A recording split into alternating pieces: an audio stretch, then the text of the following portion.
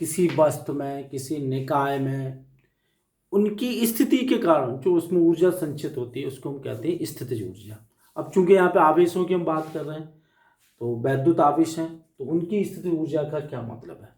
देखिए, ये मान के चलते हैं जब आवेश एक दूसरे से अनंत दूरी पर होते हैं तो उनकी स्थितिज ऊर्जा शून्य मानी जाती है, और जब उनको हम पास पास लाते हैं या पास पास आते हैं तो उनकी स्थितिज ऊर्जा में परिवर्तन होता है।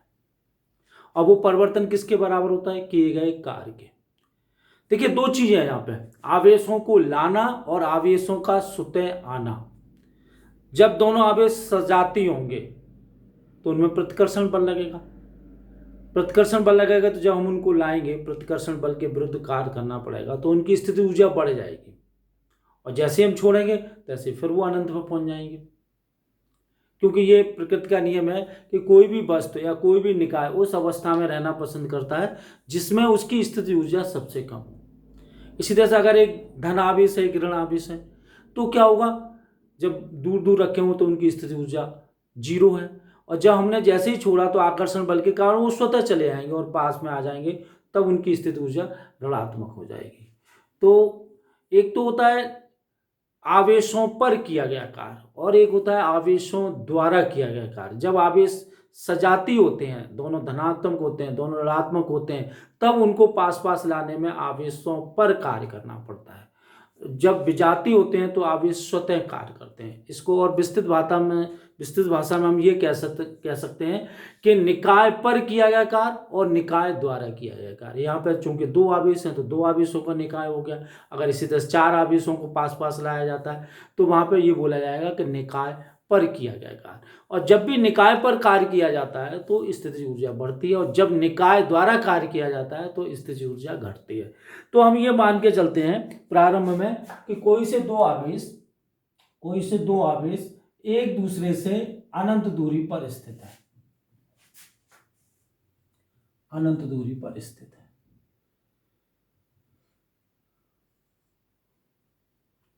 Q2 आवेश यह, और बाद में हम क्या करते हैं, इसको स्थिर रखते हैं, Q1 को, और Q2 को लाके यहां रख देते हैं, Q2 को B बिंदु पर लाके रख देते हैं, और ये दूरी है R। तो इसको लाने में जितना भी कार्य करना पड़ेगा, किसको, Q2 को, कहां से, अनंत से लाने में जितना भी कार्य करना पड़ेगा वो इसकी वैद्युत स्थितिज ऊर्जा के बराबर होगा। मान लीजिए किसी क्षण ये आवेश यहां पर है C दूरी पर, ये दूरी यहां से X है, ये तो स्थिर रहेगा, ये यहां पर है, इसको dx दूरी से हमने विस्थापित कर दिया, dx दूरी से। इस पर यहाँ पर Q2 आवेश है, इस पर बल जो लगेगा वो इधर की तरफ लगेगा F, और ये जो विस्थापन हो रहा है वो इसके विपरीत दिशा में हो रहा है। तो dx के लिए हम निकाल लेंगे, फिर अनंत से यहाँ तक के लाने में निकाल लेंगे, तो इस तरह से हमारी वैद्युत स्थितिज ऊर्जा ज्ञात हो जाएगी। तो ये हम पॉइंट लिखते हैं कि प्रारंभ में जब दो आवेश एक दूसरे से अनंत दूरी पर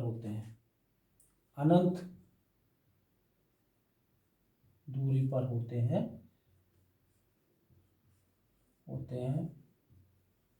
तो उनकी स्थितिज ऊर्जा, वैद्युत स्थितिज ऊर्जा शून्य मानी जाती है,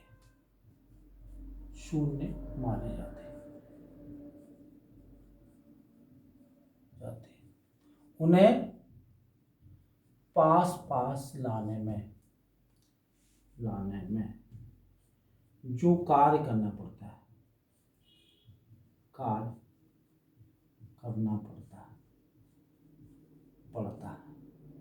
बाहरी बल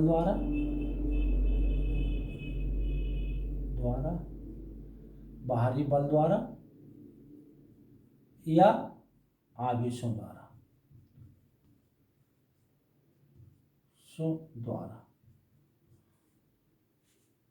उनकी वैद्युत स्थिति ऊर्जा के बराबर होता है। ऊर्जा के बराबर होता है, ये मुख्य बात है। अब देखिए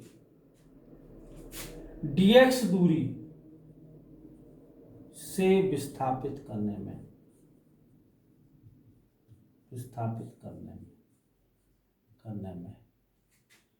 बाहरी कारक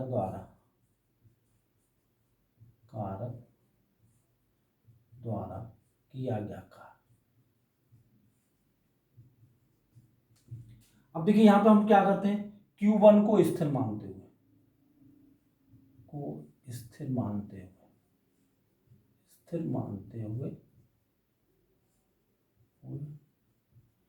Q2 को B तक लाया जाता है। देखिए यहां पे एक चीज जान लीजिए, मान लीजिए हमारे दो आवेश इतनी दूरी पर स्थित हैं, अनंत दूरी है, इसको स्थिर मान लें, यहां तक लाने में किया गया कार्य, इसको स्थिर मान लें, यहां तक लाने में किया गया कार्य, और दोनों को पास पास लाने में किया गया कार्य, तीनों स्थितियों में किया गया कार्य बराबर होगा। उसी बात को लेते हुए हमने यहाँ पे Q1 को A पर स्थिर रखा हुआ है, Q2 को अनंत से यहाँ पे ला रहे हैं। जब ला रहे हैं तो किसी क्षण हमारा आवेश C बिंदु पर होता है, तब बल इसमें F लग रहा है, और इसको dx दूरी से विस्थापित कर दिया, तो किया गया कार्य dW F डॉट dx, तो ये हो जाएगा F dx cos 180, क्योंकि इसमें बल इधर की तरफ लग रहा है और हम विस्थापन इधर की तरफ ले जा रहे हैं, तो ये हो जाएगा माइनस F dx, और dW बराबर -1/4πε0 into Q1 Q2 upon x² into dx। ये कार्य सिर्फ यहां से यहां तक लाने में करना पड़ेगा। अब अनंत से B तक लाने में किया गया कार्य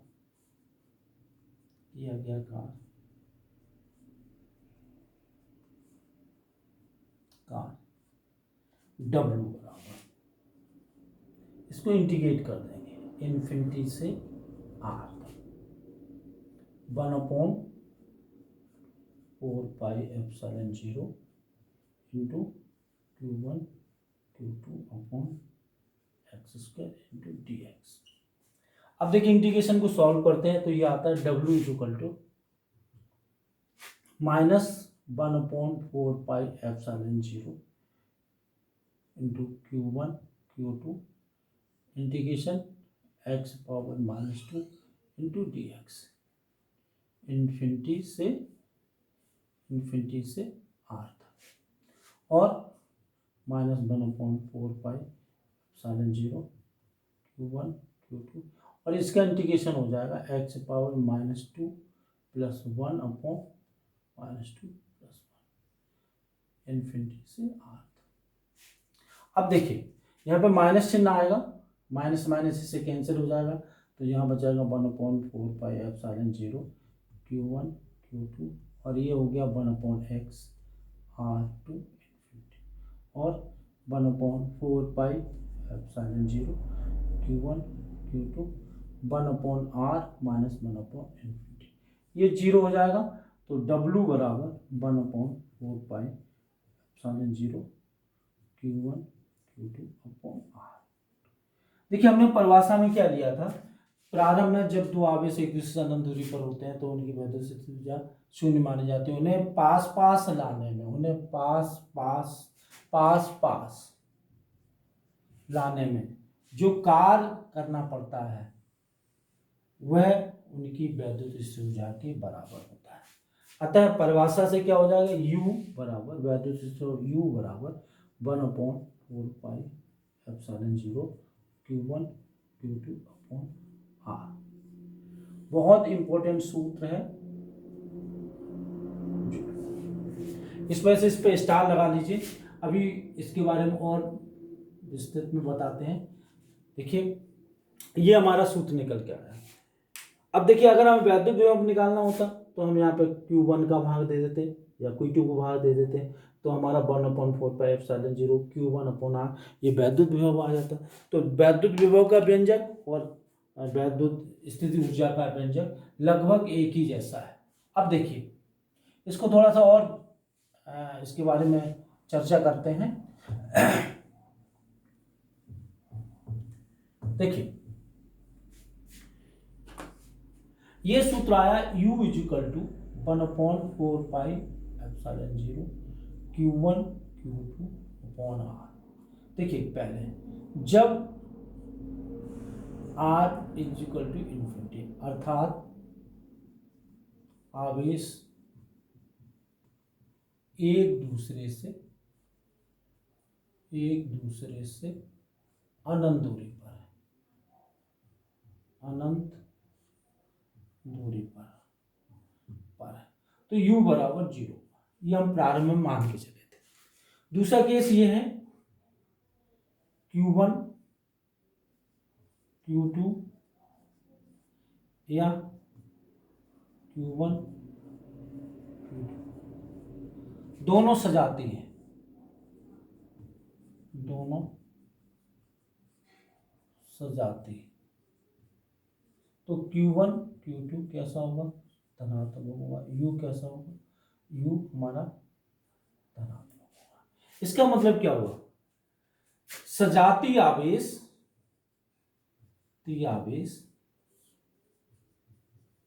एक दूसरे से अनंत दूरी पर है, उनकी वैद्युत स्थिति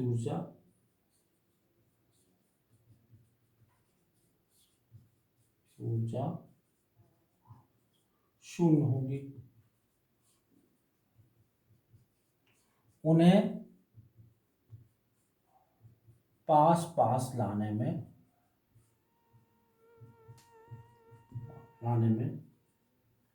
बाहरी बल द्वारा कार्य करना पड़ेगा। कार्य प्रतिकर्षण बल के विरुद्ध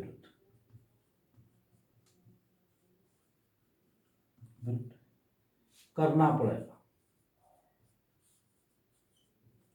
जिससे उनकी वैद्युत स्थिति ऊर्जा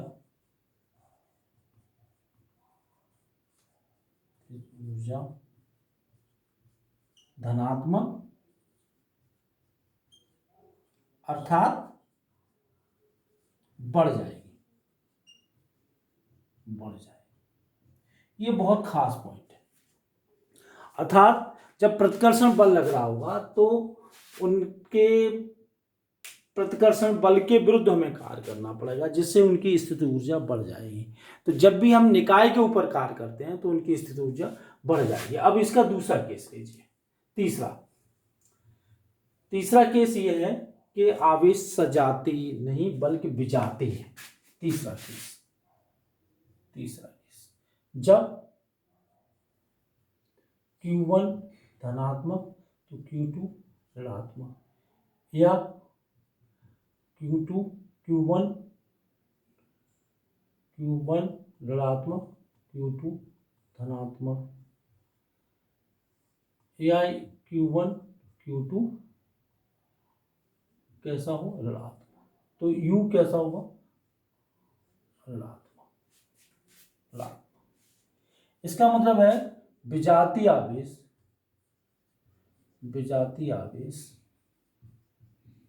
जब एक दूसरे से अनंत दूरी पर होंगे तो उनकी वैद्युत स्थिति ऊर्जा शून्य होगी। ये तो पहले केस में भी थी, वैद्युत स्थिति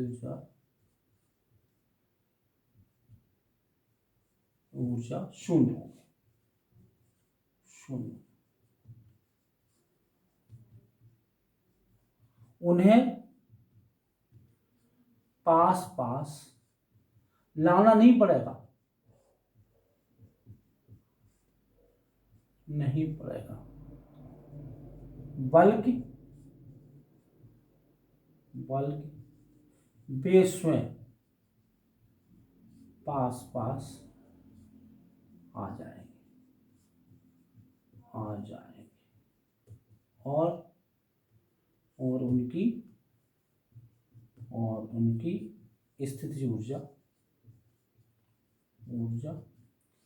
ऋणात्मक हो जाए।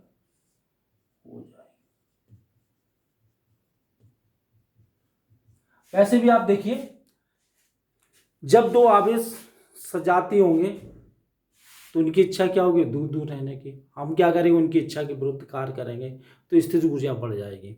जब विजातीय होंगे तो वो अपनी इच्छा के अनुरूप पास पास आ जाएंगे तो स्थितिज ऊर्जा घट जाएगी। तो एक जनरल सा नियम यह है कि जब भी निकाय की इच्छा के विपरीत कार्य किया जाता है तो स्थितिज ऊर्जा बढ़ जाती है। जब भी निकाय के इच्छा के अनुरूप कार्य किया जाता है तो स्थितिज ऊर्जा घट जाती है। तो इस तरह से हमने बहुत इंपॉर्टेंट डेरिवेशन पढ़ा, बहुत इंपॉर्टेंट रिजल्ट हमने ज्ञात किया। अब बात आती है कि अगर दो से अधिक आवेश हैं तो क्या होगा, तो उसको हम बोलते हैं निकाय की स्थिति ऊर्जा, आवेशों के निकाय की स्थिति ऊर्जा। तो बहुत सरल सा सूत्र है, उसको जान लीजिए, आवेशों के निकाय की स्थिति ऊर्जा।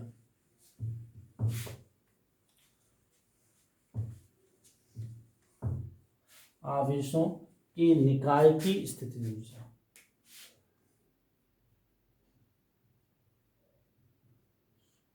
की निकाय की वैद्युत स्थिति ऊर्जा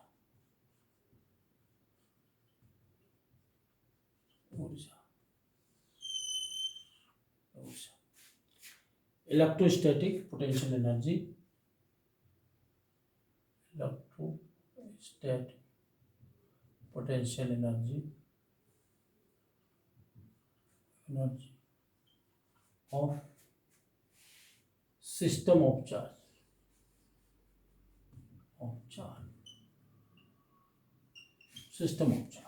सिस्टम ऑफ चार्ज का मतलब है बहुत सारे आवेश हैं।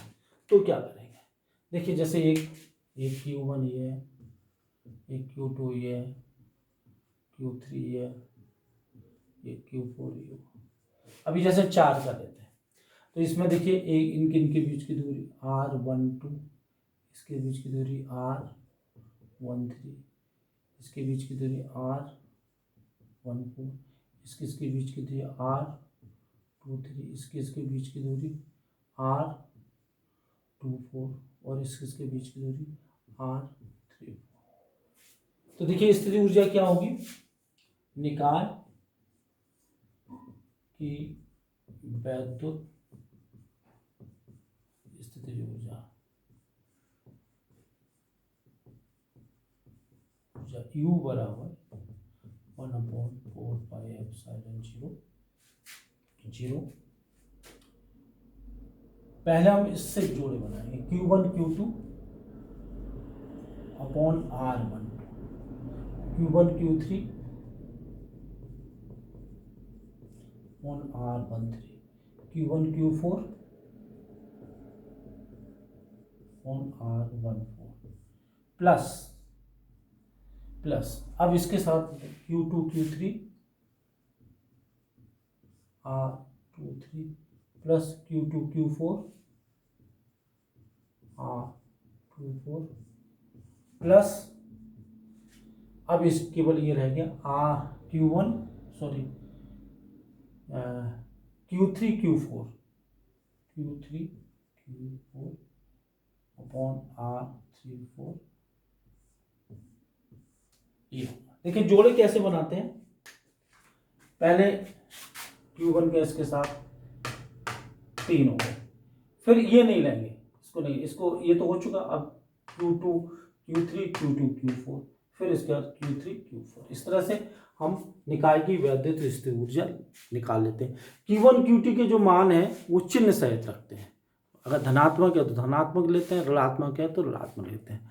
तो आज मैंने वैद्युत स्थिर ऊर्जा के बारे में बताया, निकाय की वैद्युत स्थिर ऊर्जा के बारे में बताया। कल मैं निश्चित ही इसके बारे में आपको संख्यात्मक प्रश्न कराऊंगा। आप इसको वीडियो को अच्छी तरह देख लीजिए, कोई अगर दिक्कत है तो आप मुझे बता दें। नमस्कार।